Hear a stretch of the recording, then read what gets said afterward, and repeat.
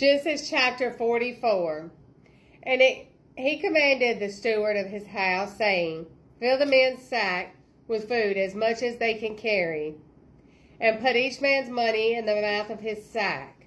Also put my cup, the silver cup, in the mouth of the sack of the youngest, and his grain money. So he did according to the word what Joseph had spoken. And soon as the morning dawned, the men were sent away, they and their donkeys. When they had gone out of the city and were not yet far off, Joseph said to his steward, Get up, follow the men, and when you overtake them, say to them, Why have you repaid evil for good? Is not this the one from which my Lord drinks, and with which he indeed practices divination? You have done evil in so doing. So he overtook them, and he spoke to them these same words. And they said to him, Why does my Lord say these words? Far be it from us that your servants should do such a thing. Look, we brought back to you from the land of Canaan the money which we found in the mouth of our sacks. How then could we steal silver or gold from your Lord's house? With whomever of your servants it is found, let him die, and we also will be my Lord's slaves. And he said, Now also let it be according to your words. He with whom it is found shall be my slave, and you shall be blameless. Then each man speedily let down his sack to the ground, and each opened his sack. So he searched. He began with the oldest and left off with the youngest. And the cup was found in Benjamin's sack. Then they tore their clothes, and each man loaded his donkey and returned to the city. So Judah and his brothers came to Joseph's house, and he was still there, and they fell before him on the ground.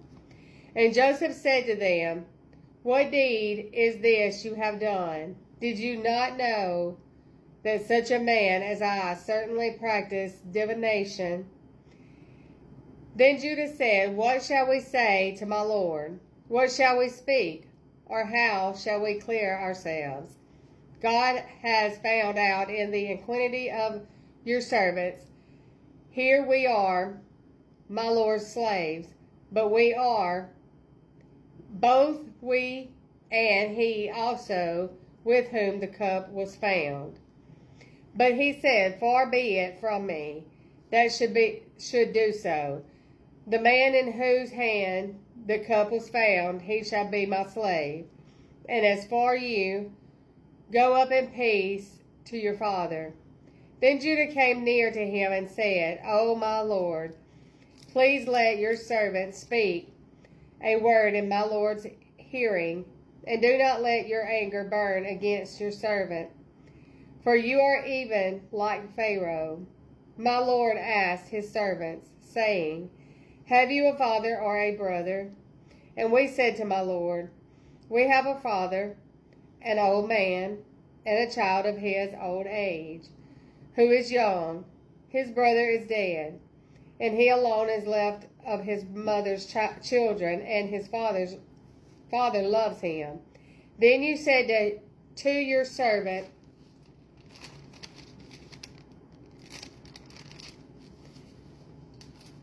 Bring him down to me, that I may set my eyes on him. And we said to my Lord, The lad cannot leave his father, for if he should leave his father would die.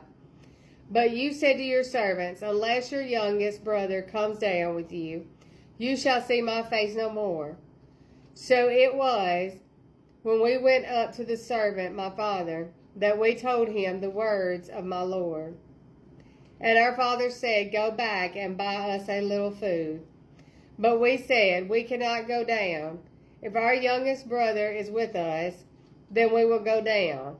For we may not see the man's face unless our youngest brother is with us. Then your servant, my father, said to us, You know that my wife bore me 2 sons, And the one went out from me, and I said, surely he is torn to pieces, and I have not seen him since. But if you take this one also from me, and a calamity befalls him, you shall bring down my gray hair with sorrow to the grave. Now therefore, when I come to your servant my father, and the lad is not with us, since his life is bound up in the lad's life, it will happen when he sees that the lad is not with us, that he will die. So your servants will bring down the gray hair of your servant, our father, with sorrow to the grave. For your servant became surety for the lad to my father, saying, if I do not bring him back to you, then I shall bear the blame before my father forever. Now therefore, please let your servant remain instead of the lad as a slave to my lord, and let the lad go up with his brothers. For how shall I go up to my father if the lad is not with me? Lest perhaps I see the evil that would come upon my father.